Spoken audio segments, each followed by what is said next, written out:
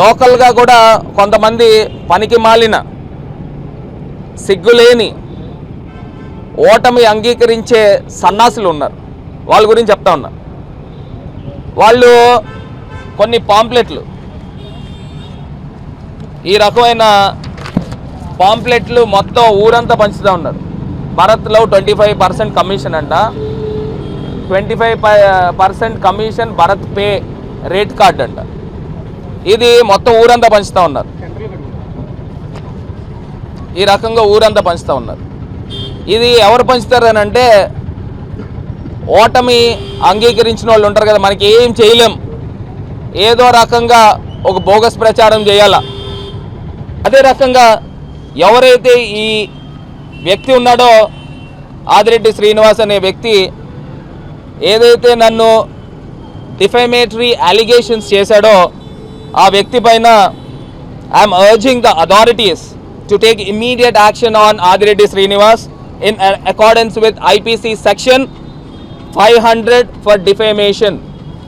Section 500 ప్రకారంగా defamation చేయాలని police అధికారులకు కూడా మేము లెటర్ పెట్టాము. అదేవిధంగా ఇవాళ జిల్లా కోర్టులో కూడా సూట్ ఫైల్ చేస్తూ ఉన్నాము. 10 కోట్ల రూపాయలకి సూట్ ఫైల్ చేస్తూ ఉన్నాము. కమిషన్ తీసుకోవడం మాత్రం పంపిణీ చేసి ప్రెస్ మీట్ పెట్టారు. అది కనుక నిరూపిస్తే నేను రాజకీయాల్లో తప్పుకుంటానని భరతాను.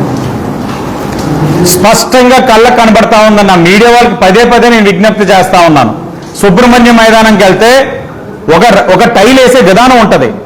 టైల్ని ఉయ్యాల జంపాల కింద అప్స్ అండ్ డౌన్స్ కింద వేయరు. నిన్న దేవి చౌక్ వెళ్ళాం, స్వాతి టిఫిన్స్ దగ్గరికి వెళ్ళండి, అక్కడ చూడండి టైళ్ళన్నీ ఊడిపోయినాయి, దిగిపోయింది. అక్కడ ఏదైతే దేవి చౌక్లో వేసిన రాళ్ళు లెగిసిపోయినాయి, పుష్కర్ ఘాట్లో లెగిసిపోయినాయి. ఎక్కడ చూసినా అన్నీ కూడా లెగిసిపోతా ఉన్నాయి. ఎక్కడ చూసినా కూడా టైల్స్ అన్ని లెగిసిపోతా ఉన్నాయి, ఊడిపోతా ఉన్నాయి. ఇది కాదా నాసిరకం? ఇది కాదా కమిషను? 25% లేనిదే పని అవ్వట్లేదు అన్నది కార్పొరేషన్ కోడేకి వస్తూ ఉంది. ఇంకా పాంప్లెట్ అంటారా? నాకు వచ్చిన అనుమానం ఏంటంటే, ఏదైనా వీలే వేయించేసుకొని సింపతి కోసం ఇలా చేస్తున్నారేమో అని అనిపిస్తూ ఉంది. నా అనుమానం తెలుగుదేశంకి ఎలాంటి చేయడం రాదు. మీరు అధికారంలో ఉన్నారు కాబట్టి ఇబ్బంది పెట్టి మా వాళ్ళని నువ్వే చేసావా అని చెప్పి ఇప్పటికే పోలీసుల ద్వారా ఇబ్బందులు పెడుతున్నారు. మా వాళ్ళు నిలబడుతున్నారు. 25% పాంప్లెట్ అక్కడ దొరికింది, మేము చూసాం. వాస్తవం కదండి, దీంట్లో అబద్ధాలు ఆడేదే ఉంది. నిజం కాబట్టి పాంప్లెట్ తీసుకొని మేము పక్కన చదువుకున్నాము అని అంటున్నారు. పోలీసులు కూడా విన్నారో వెళ్ళిపోయారు. ఇప్పుడు తనలా ఖాళీగా నేను లేను. నేను ప్రజాక్షేత్రంలోకి వెళ్తున్నాను, ప్రజల దగ్గరికి వెళ్తున్నాను. తనలా నేను ఖాళీగా అయితే లేను. ఇలా అనవసరమైన వాటి గురించి దృష్టి పెట్టి పనికి మాలిన వాటి గురించి నేను ప్రెస్ మీట్లు పెట్టాల్సిన అవసరం నాకు లేదు. ఎవరన్నా చెప్పమానండి, ఎవరున్నారు చెప్పమానండి. కరపత్రం ఇప్పుడు రోడ్డు మీద వెళ్తుండగా కరపత్రం పడిపోయి ఉందన్న, దాంట్లోనే మనకు కావాల్సిన అంశం ఉండి నిజం అనుకోండి తీసుకొని చదువుతాం. అలా జరిగిన అంశమే. నాకు అర్థమవుతుంది ఏంటంటే, మా వాళ్ళు ఇందాక కూడా అడుగుతా ఉన్నారు, రోజు రోజుకి తను బయటికి పడతా ఉంది. నా సోదరుడికి ఇది పంపించండి బర్ణాలు, చాలా అవసరం అనిపిస్తుంది భర్తకి.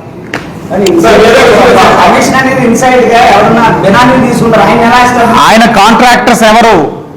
మార్గాని సురేష్ అనే వ్యక్తి ఎవరు? నిత్యం తన పక్కనే ఉంటున్నాడు. రాజమండ్రిలో ఏ కాంట్రాక్ట్ చేస్తున్నా ఆయనే. ఆయన చేతి మీద రాజమండ్రిలో ఉన్న కార్పొరేషన్ నడుస్తున్నాయి, పనులు నడుస్తున్నాయి, బిల్స్ నడుస్తూ ఉన్నాయి. దగ్గరలో అన్నీ వస్తాయన్న. ఇప్పుడు పిల్లి పాలు తాగేటప్పుడు కళ్ళు మూసుకొని ఎవరు చూడరు అనుకుంటుందట. అధికారం ఉంది కాబట్టి ఇన్ని రోజులు వేరే, అంటే ఇన్ని సంవత్సరాలు రాజకీయం వేరే. ఎవరైనా తప్పు చేస్తే నిర్భయంగా మాట్లాడేవాళ్ళు.